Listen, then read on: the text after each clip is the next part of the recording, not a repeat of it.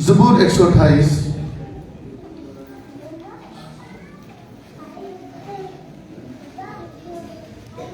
उसकी पहली आयत।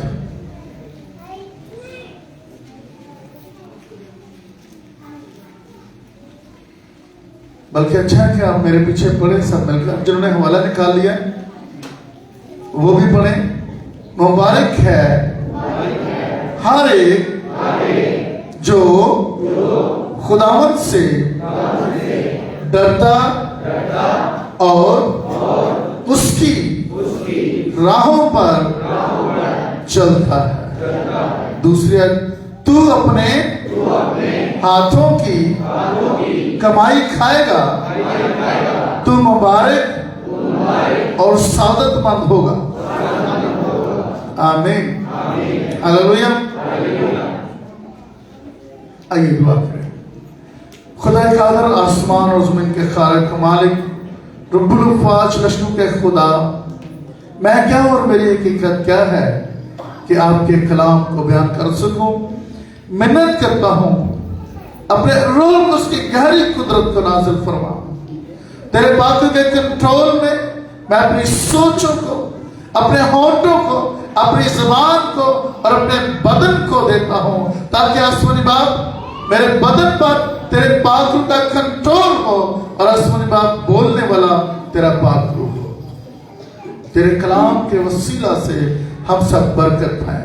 आज का कलाम हम सबकी जिंदगियों में कसरत से फल लेकर आए और आज का कलाम हमारे दिलों पर चोट लगाए। शुक्रगुजार करता हूं तेरे लोगों के लिए, बरकत की दुआ करता हूं मांगते और भारत अपने खुदा यीशु मसीह के वसीला से। आमीन, आमीन, आमीन, हालेलुया। मुबारक है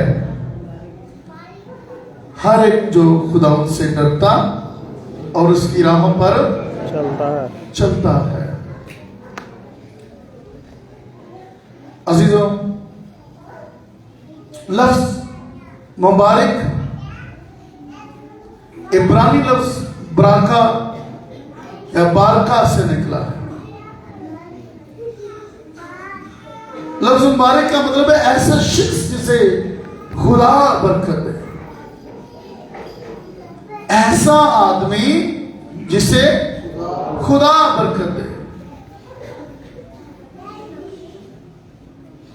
मुबारक है हर एक में कोई हद नहीं है कि फलां को बरकत मिलेगी और फलां को बरकत नहीं मिलेगी। हर एक खुदा से बरकत ले सकता है, हर एक खुदा से बरकत ले सकता है। और आगे लिखे जो लफ्ज जो है ये दो किस्म के इंसानों को अलग अलग करता है। जो खुदावंद से डरता है, एक शख्स वह है जो खुदा से डरता नहीं, और दूसरा शख्स वह है जो खुदा से डरता है। लेकिन बात यहां खत्म नहीं, ये एक चीज है खुदा से डरना, और दूसरी चीज है और उसकी राहों पर चलता है। खुदा से सभी डरते हैं, जिससे पूछो वही कहता मैं खुदा से बड़ा डरता हूं, मैं खुदा से बड़ा डरता हूं, मैं खुदा से डरता हूं। लेकिन जब खुदा की राहों पर चलने की बारी आती है तो फिर सारी राह में गिरे पड़े नजर आते हैं। खुदा की राहों पर चलना इतना आसान काम, मुश्किल भी नहीं है। शर्त यह है कि आपकी सोच ये हो कि मैंने खुदा की राह पर चलना है। खुदा की राह पर चलने के लिए आपको खुदा की बातों को ज़हन में रखना है। खुदा ने ये कहा था और मैंने ये करना। जब आप ज़हन में रखेंगे कि मैंने ये करना है, तो फिर खुदा आपके लिए उस काम को आसान भी करता है। क्योंकि फिर उस राह में, जिस राह पर खुदा आपको चलाता है, वो कभी आपको तन्हा नहीं छोड़ता, वो कभी आपको अकेला नहीं छोड़ता कि तू इस राह पर चला जा और तू इस राह पर अकेला ही जा। नहीं, जिस राह पर खुदा आपको भेजेगा, खुदा आपके साथ होगा। और अजीजों, एक शख्सियत बाइबल मुकद्दस में जिसके बारे में लिखा है ईमानदारों का बाप। कौन सा बाप? उसके बारे में आज गौर करते हैं कि ईमानदारों के बाप का नाम इब्राहिम था। और इब्राहिम जब 75 वर्ष का हुआ तो खुदा ने इब्राहिम को यह कहा कि तू अपने मुल्क, अपने नातेदारों और अपने रिश्तेदारों को छोड़, और जो मुल्क मैं तुझे दिखाऊंगा तू वहां जा। चल, तो है ना मुश्किल काम। पहली बात तो कि जो इलाका है वो पता है बड़ा खतरनाक है। उस तरफ के जो लोग हैं वो बात बात पर झगड़ते, वहां तो हर दूसरी बात पर फारिग हो जाती है। खतरनाक इलाका, खतरनाक लोग हैं, गुस्से वाले लोग। और खुदा कह रहा है कि सब कुछ छोड़ के तो क्या कर, फलां मुल्क में चला जा। लेकिन अजीजों, इब्राहिम ये नहीं कह रहा कि खुदा तूने मुझे औलाद नहीं दी लिहाजा मैं भी नहीं जाता। बास कहा था हम अपने मतलब की दुआएं कर रहे थे, खुदा मुझे घर दे, खुदा मुझे फलां चीज है, खुदा मुझे फलां चीज है। खुदा आपसे मुझसे कुछ और नहीं मांग कर रहा है, खुदा मुझसे फर्मा बरदारी नहीं मांग कर रहा है। खुदा मुझसे ये कह रहा है कि तू मेरी राहों पर चल। खुदा मुझे और आपको कहीं और भेज रहा है। हम अपने मतलब की चीजें मांग रहे हैं, हम अपनी जरूरत की चीजें मांग रहे हैं। क्या खुदा हमारी जरूरत की चीजों को नहीं जानता? क्या खुदा नहीं जानता कि एक शख्स कर्जों में फंसा हुआ है, उसे क्या चाहिए? एक शख्स के पास औलाद नहीं है, उसे क्या चाहिए? एक शख्स किराए के मकान पर रह रहा है, उसे क्या चाहिए? एक शख्स में कारोबार नहीं है, उसे क्या चाहिए? खुदा मेरी और आपकी जरूरतों को जानता है, हमारे मांगने से बेशतर ही जानता है। लेकिन हमारी तवज्जो अपनी जरूरतों पर है। जब खुदा से मांग, आइए अपनी तवज्जो उस तरफ करें जिस तरफ इब्राहिम ने की। इब्राहिम ने क्या किया? कलाम में लिखा है जब खुदा ने कहा कि तू अपने बाप के घर पर को छोड़, इब्राहिम ने छोड़ दिया। लिखे वो खुदा के कहने के मुताबिक चल पड़ा। इब्राहिम ने क्या किया? खुदा के कहने के मुताबिक चल पड़ा। उसने अपनी बीवी को लिया, अपने जानवरों, मालो जानवरों को लिया, और उसने खुदा के कलाम की फरमाबरदारी की। और जहां जहां खुदा का बंदा जाता है, कलाम में लिखा है इब्राहिम जहां जहां गया उसने खुदा का मज़बा बनाया। उसने खुदा को कुर्बानियां देनी नहीं छोड़ी। वो जहां भी गया, जहां भी उसने डेरा लगाया, उसने पत्थर का घर बनाने की फिक्र नहीं की, लेकिन खुदा के लिए पत्थर का मज़बा जरूर बनाया। अव्वलियत किसको, पहला दर्जा किसको दे रहा है? खुदा को। आज हमने कंपेयर करना है। हम भी कहते हैं कि हम ईमान के वसीला से बाप अब्राहम जो ईमानदारों का बाप है वो हमारा भी है कि नहीं? वो हमारा भी बाप है। तो फिर याद रखें कि जिस राह पर वो चला है हम उस राह पर क्यों नहीं? हमारी फर्माबरदारी उस लेवल की क्यों नहीं? हमारा लगाव अपने खुदा के साथ उस लेवल पर क्यों नहीं? ज़बूर 184 पढ़े तो वहां पे लिखा है, मेरी जान गुदास हो चली, तेरे मस्कन है लश्करों के खुदा, तेरे मस्कन क्या ही दिलकश है। यहां हालत यह है कि कई महीने कई खानदान चर्च नहीं जाते। ये तलब नहीं है आपके अंदर, मेरे अंदर क्यों नहीं है कि मेरा जिस्म गुदास हो चला, मेरी रूह गुदास, मैं मारी चला वहां जब खुदा दे घर ना गया। ये हालत हमारी क्यों नहीं? खुदा के बंदा अब्राहम ने जहां जहां गया वहां वहां खुदा का मज़बा बनाया, क्योंकि उसकी रूह अपने खुदा के लिए तड़पती है।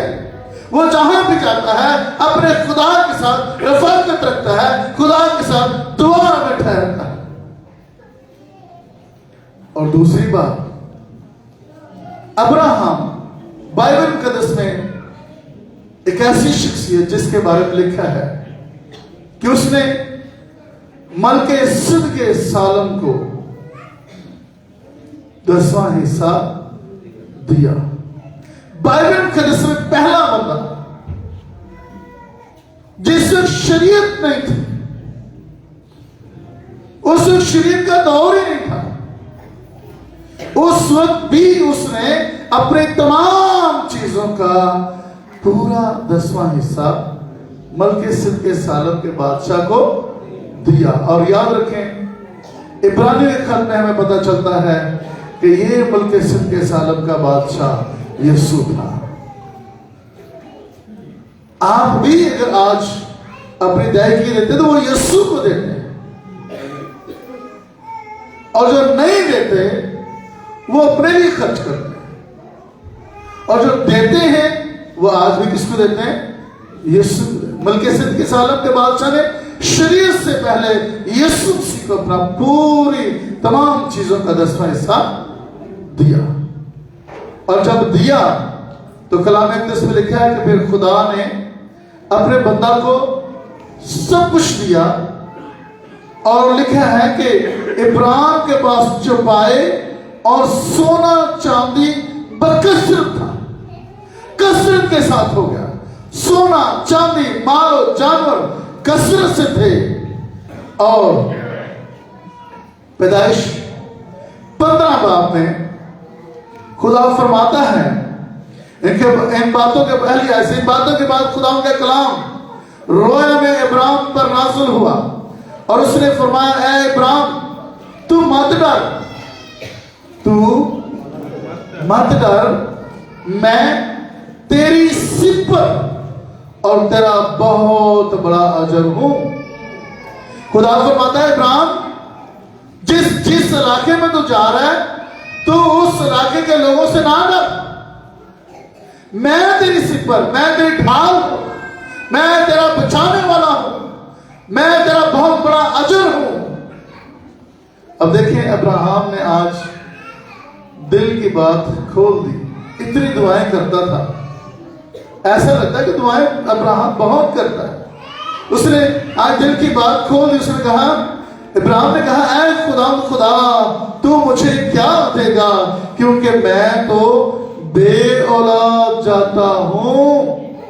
खुदा फर्मा बरदारी मैंने तेरे की, मैं तेरी फर्मा बरदारी कर रहा हूं, मैं शुरू से खुदा तेरे साथ हूं, लेकिन तू मेरे पास तो औलाद नहीं, मेरे पास औलाद नहीं है। और लिखा है, और देख मेरा खाना जात मेरा वारिस होगा।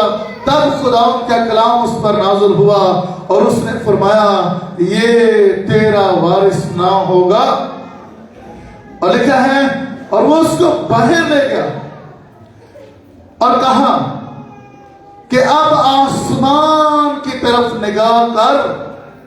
अब क्या कर? आसमान की तरफ निगाह कर। अगर तू सितारों को गिन सकता है तो गिन ले, क्योंकि अब्राहम तेरी औलाद ऐसे ही आसमान के तारों की मानद होगी, क्योंकि तेरा खुदा अजीम खुदा जिंदा खुदा है।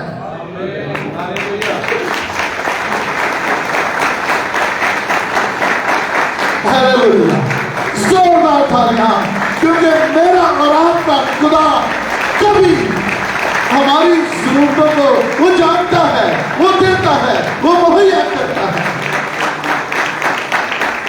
वो मेरे और आपके मांगने से बेशतर ही जानता है। अब्राहम ने दिल की बात की तो खुदा ने उसे जवाब दिया, अब्राहम तू एक बेटे की बात करता है, तू अब बाहर निकल, अपने खेमे से बाहर आ और अब आसमान की तरफ नजर कर और तारों को गिन सकता है तो तेरी औलाद होगी। और सिर्फ एक ही बेटा नहीं, जैसे सितारे हैं वैसे ही तेरी औलाद होगी। और लिखा है और वो खुदा पर ईमान लाया और इसे उसने उसके हक में रास्तबाजी गिना। ईमान ला, ठीक है खुदा, अब यहीं पे बात नहीं खत्म हुई। खुदा ने कहा नहीं, अब तू एक बच्चियां ले, 3 वर्ष की एक बकरी, 3 वर्ष का एक मेंढा और एक कुमरे कबूतर का बच्चा ले। खुदा ने कहा नहीं, तो ये चीजें ले, इनके गोश्त को 2 टुकड़े कर और शाम के वक्त लिखा है कि खुदा आया और लिखा है जब सूरज डूबा और अंधेरा छा गया तो एक तनूर जिसमें से धुआं उठता था दिखाई दिया और एक जल्दी मिश्र उन टुकड़ों के बीच में से होकर गुजरी। उसी रोज खुदावंद ने इब्राहिम से अहद किया। उसी रोज खुदावंद ने इब्राहिम से अहद किया। और वो अहद क्या है? लिखा है, फरमाया ये मुल्क दरिया मिस्र से लेकर उस बड़े दरिया फरात तक कीनियों, किमसियों, कदमुनियों, हित्तियों, फिरजियों और अफाइम और अमोरियों और कनानियों और जजासियों और यबूसियों समेत मैंने तेरी औलाद को दिया। सुने, खुदा कहना सिर्फ तेरी औलाद ही नहीं होगी, ये मुल्क भी मैं तेरी औलाद को दिया। ये मेरा तेरे से अहद है। खुदा हमसे अहद मांगता है। खुदा अपने लोगों से जो उसकी राहों पर चलते हैं उनके साथ अहद मांगता है, पर इंतजार करना पड़ता है। अब्राहम हो गया 85 वर्ष का। अब्राहम कितना वर्ष का हो गया? समझ आ रही है? अब्राहम कितने वर्ष का हो गया? पर औलाद 10 साल और गुजर गए। खुदा के वादे भी हो गए, अहद भी हो गया, पर औलाद आज लोग की 2-4 साल, 10 साल, 12 साल नहीं इंतजार कर रहे। औलाद नहीं, सिर्फ औलाद की बात नहीं, बाकी भी मामला में हम दुआ, अब लोग 2-4 महीने दुआ करें तो फिर छोड़ देते हैं, खुदा ने सुनी नहीं। लोग बातिल हो जाते हैं, दुआ करते करते करते साल 2 साल और खुदा सुनता नहीं, छोड़ो जी बस ठीक है। दुआ, अपनी दुआ करना बंद ना करें। देखिए अब्राहम के खुदा ने जो हुक्म दिया है, तू मेरी इस राह पर चल। अब्राहम चलते चलते कुर्बानियां गुजराता है, दहकियां देता है, हदिये देता है, खुदा के कलाम की फरमा बरदारी कर रहा है, हर तरीके से खुदा के साथ चल रहा है। लेकिन 10 साल गुजरने के बाद भी औलाद, इसका मतलब ये नहीं है कि आप खुदा को छोड़ दें। खुदा के वक्त का इंतजार करें। खुदा वक्त पर आपको सरफराजी देता है, खुदा के अपने ठहराए हुए वक्त में। और फिर सारा कहने लगी कि शायद खुदा मुझसे तुझे औलाद नहीं देना चाहता, तो मेरी लौंडी हाजरा को ले, उससे शादी कर, शायद खुदा उससे तुझे औलाद दे दे। और अब्राहम 86 वर्ष का था जब खुदा ने इस्माइल दिया। अब्राहम का पहला बेटा पैदा हुआ, इस्माइल पैदा हुआ। अब्राहम खुश है, सारा भी खुश हो गई, लेकिन खुदा ने कहा अब्राहम तेरी बीवी सारा के ही बेटा होगा। सारा ये ना समझे कि मुझसे औलाद नहीं हो सकती। सारा उस नबी को टच कर रही है। खुदा कह रहे नहीं, सारा के बेटा होगा। और कलाम में लिखा जब खुदा अब्राहम से बातें कर रहा था, सारा डेरे पर सुन रही थी, और वो लिखा है हंसी। उसने कहा ये कैसे हो सकता है, मैं 90 वर्ष की बुढ़िया हूं, मैं बूढ़ी औरत हूं, हमसे कैसे औलाद होगी? लेकिन खुदा ने कहा सारा हंसी। और जब खुदा ने कहा सारा हंसी, तो सारा कहने लगी नहीं मैं नहीं हंसी। खुदा ने कहा वक्त मोइन पर, मौसम बहार पर तेरे बेटा होगा, और तू उसका नाम इसहाक रखा। खुदा ने अपने बंदा अब्राहम को इसहाक दे दिया।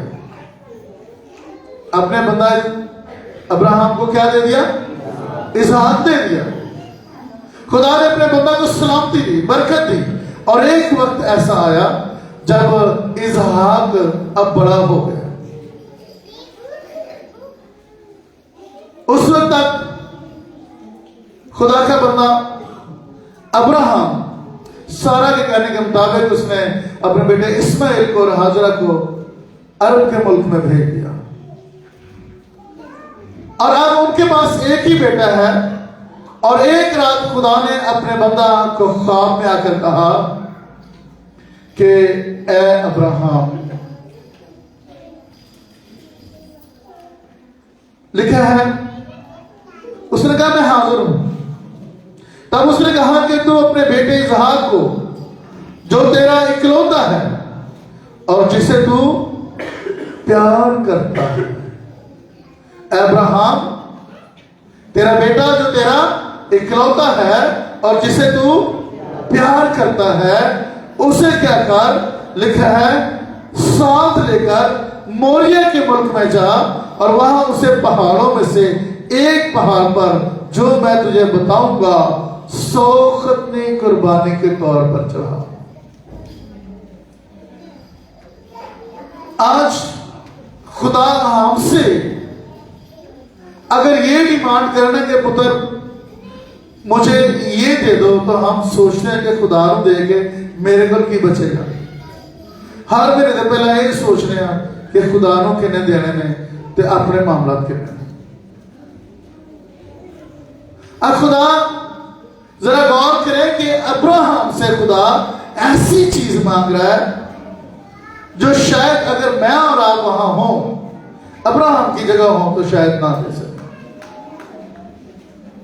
अब्राहम के पास अगर अब्राहम ये कहता कि खुदा बेटे की बजाय तो जितने मेरे सारे जानवर उनकी मैं कुर्बानी देता हूं, मैं अपने तमाम चीजों की कुर्बानी, मैं तुझे सोना चांदी जो कुछ मेरे पास है वो सब कुछ मैं तुझे देता हूं, अपने जानवरों की कुर्बानी देता हूं, पर मेरे बेटे की कुर्बानी ना ले। एक बार भी खुदा के बंदा अब्राहम ने ऐसे नहीं ईमानदारों का बात, एक बार भी उसने ये नहीं कहा खुदा मैं इसके बगैर जी नहीं सकता, मेरा क्या बनेगा। खुदा एक बार भी उसने ना नहीं की, एक बार भी उसने बहाना नहीं बनाया। आज हमारे पास बहाने बड़े होते हैं, हम खुदा को हदिया डायरेक्ट ही देते बड़े बहाने बना खुदा को बताते हैं। और यहां पे खुदा बेटा डिमांड कर रहा है, वो बेटा जो एक ही बेटा है, जो तेरा प्यारा है, जो तेरा इकलौता है, इब्राहिम उसको ले और मोरिया के मुल्क में जा और वहां जो पहाड़ मैं तुझे दिखाऊंगा वहां तू उसकी कुर्बानी दे मुझे। एक बार भी इब्राहिम ने नहीं कहा खुदा बेटा रहने दे, मुझसे सारे जानवरों की कुर्बानी ले ले, बेटा रहने दे, मुझसे कुछ और मेरी कुर्बानी ले ले, लेकिन बेटे की कुर्बानी ना ले। एक बार कहा है एक बार भी किसी ने पढ़ा कि अब्राहम ने कोई लचकी इख्तियार की हो कि खुदा कोई 4 दिन रहने दे, कोई थोड़े दिन रहने दे, फिर मैं कुर्बानी दे दूंगा? नहीं, बल्कि लिखा है सो अब्राहम सुबह सवेरे उठकर अपने गधे पर चढ़ जमा। ऐसा लगता है कि जैसे अब्राहम जल्दी में है। सुबह सवेरे उठकर अब्राहम जल्दी में क्यों है? इसलिए जल्दी में, ऐसा लगता है कहीं मुझसे मेरे कदम रुक ना जाए, कहीं मुझसे हुक्म अधूरी ना हो जाए। सुबह सवेरे उठा है और फौरी तौर पर उसने लकड़ियां ला दी हैं गधे पर, एक नौकर साथ लिया, आग ली। तीसरे दिन जब पहाड़ खुदा ने दिखाया मोरिया के मुल्क में, लिखा है कि खुदा के बंदा ने नौकर को और गधे को वहीं छोड़ा। और जरा गौर कीजिए कि लकड़ियां किसने उठाई? लकड़ियां बेटे ने उठाई। बेटा इतना बड़ा है कि वो लकड़ियों का गट्ठा उठा सकता है। और आग और छुरी किसने पकड़ी? बाप ने। और जब ये चल पड़े हैं तो बेटा बाप से पूछता के बाद लकड़ियां भी हैं, आग भी है, छुरी भी है, बर्रा कहां है? बर्रा कौन सा चाहता है? जब लकड़ियां कुर्बानगाह बनाई, लकड़ियां रख दी गई, उसके बाद आप जरा गौर करें कि अगर बाप अपने बेटे को कुर्बान करने के लिए तैयार है, क्या ख्याल है उसने कैसे उठाकर अपने बेटे को उन लकड़ियों पर रखा होगा? और जब उसने रखा होगा तो इट मीन्स कि अब बाप तैयार है कि वो अपने बेटे को खुदा के लिए कुर्बान कर दे। और जरा गौर करें कि एक के बाद जो अपने बेटे को खुदा के लिए कुर्बान करने के लिए तैयार है, तो दूसरी तरफ जरा उस लड़के पर गौर करें, उस बेटे पर गौर करें।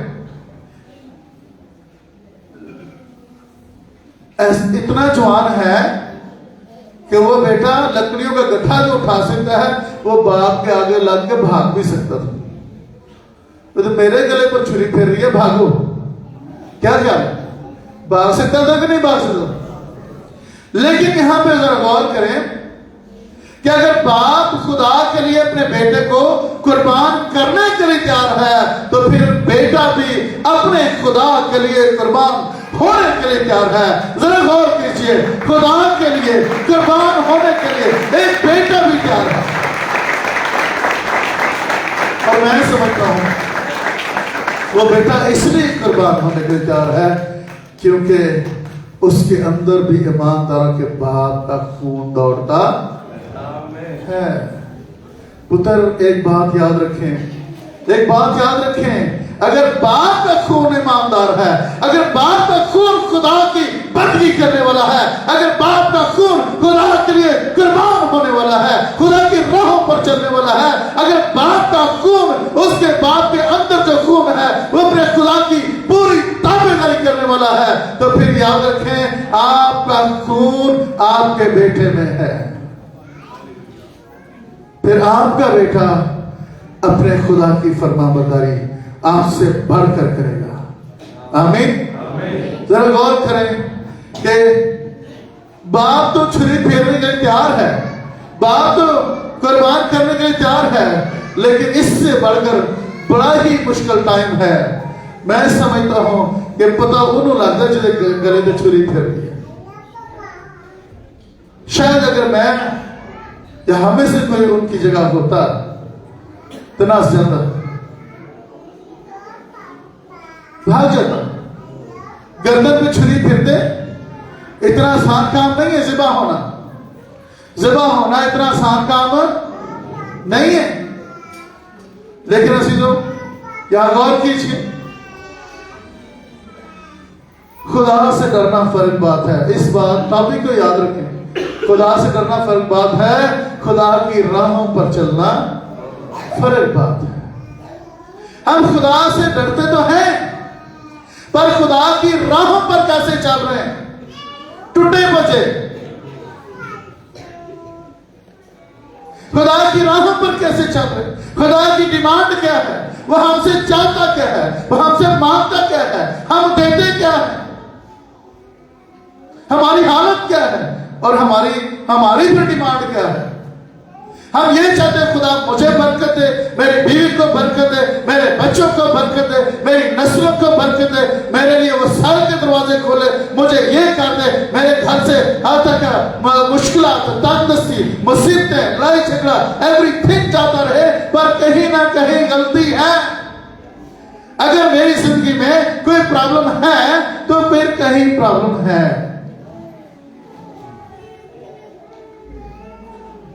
मेन हमारा फोकस क्या है, हम चाहते क्या है, जो हम मांगते हैं वो हमें मिले, लेकिन हमारा फोकस ये होना चाहिए जो खुदा हमसे मांगता है वो हम खुदा को दें।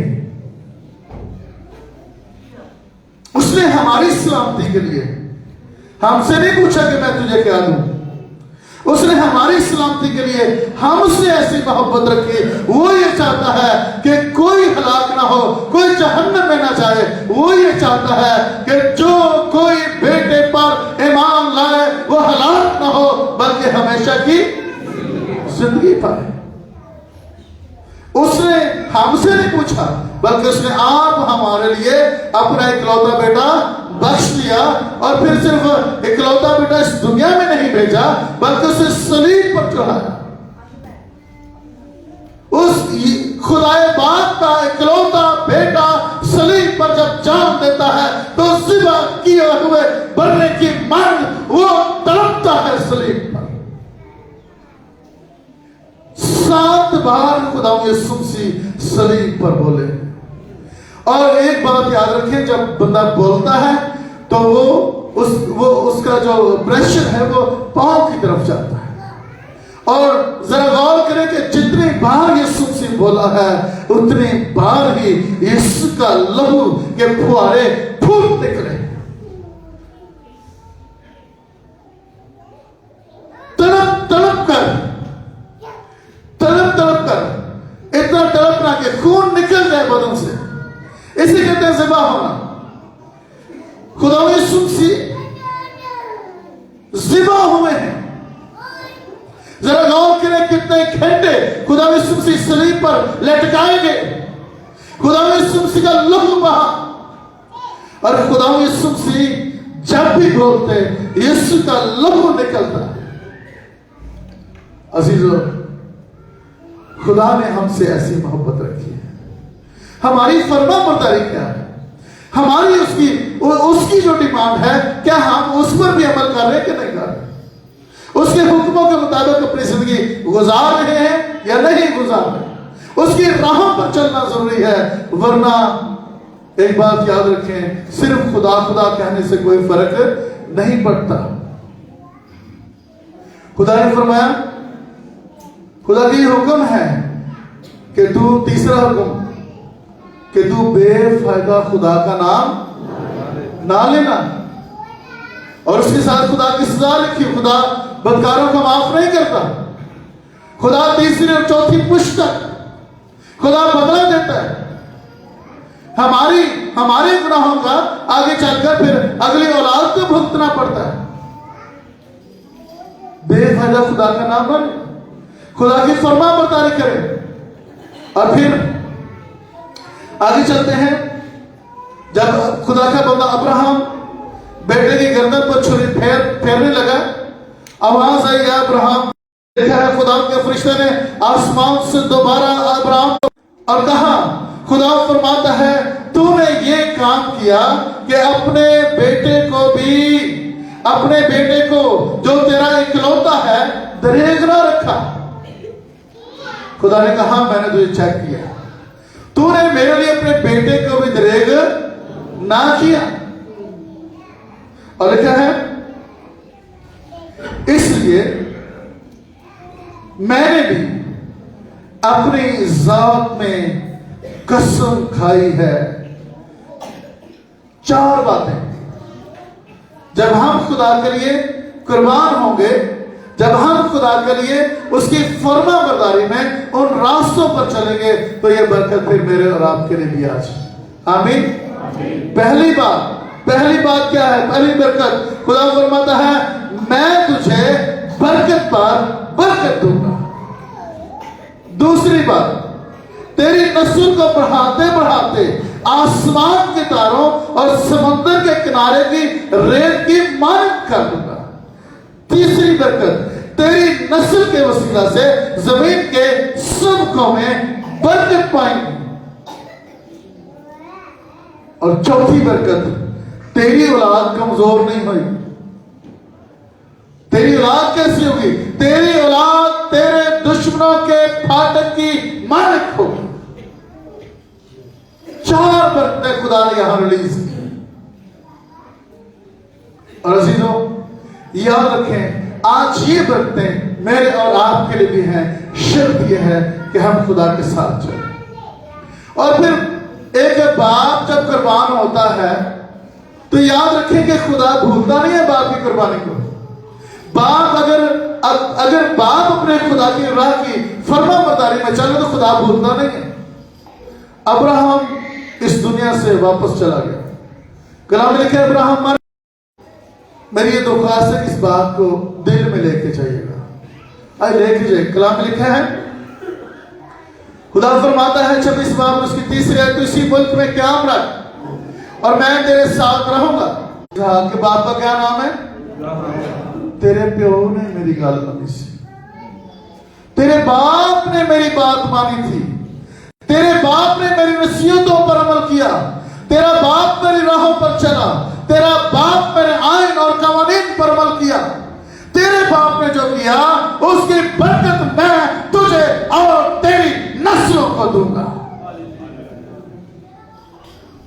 आप अगर बाप हैं, आप मां हैं, तो फिर आज आप चाहते क्या है?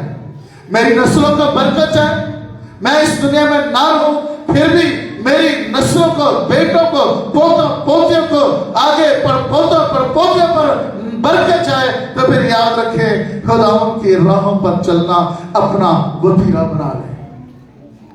खुदाओं की फर्मा बरदारी करना, खुदाओं के लिए कुर्बान होना, खुदाओं की फर्मा बरदारी में पूरी फर्मा बरदारी, पूरी ताबेदारी में दिल लगाना अपना वतीरा बना ले। खुदा आपको बरकत देगा, आपकी नस्लों को बरकत देगा, आपकी नस्लों को बरकत देगा।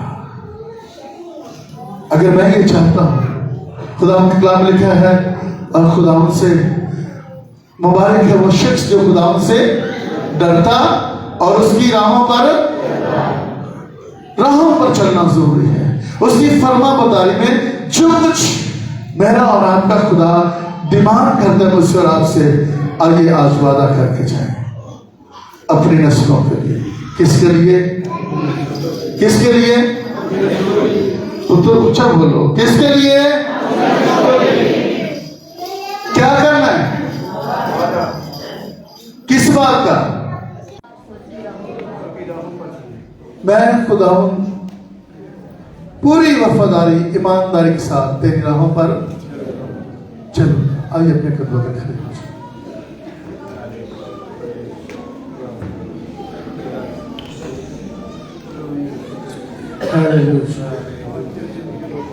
Thank you Lord, thank you Lord. तू भला हो, तेरी शक्ति तो। Hallelujah, hallelujah. आइए अपने हाथों को उठाइए, दुआ करना शुरू करें। शंदरा बाबा बाबा बारा बारा सारा बाबा बाबा बाबा बारा बारा से।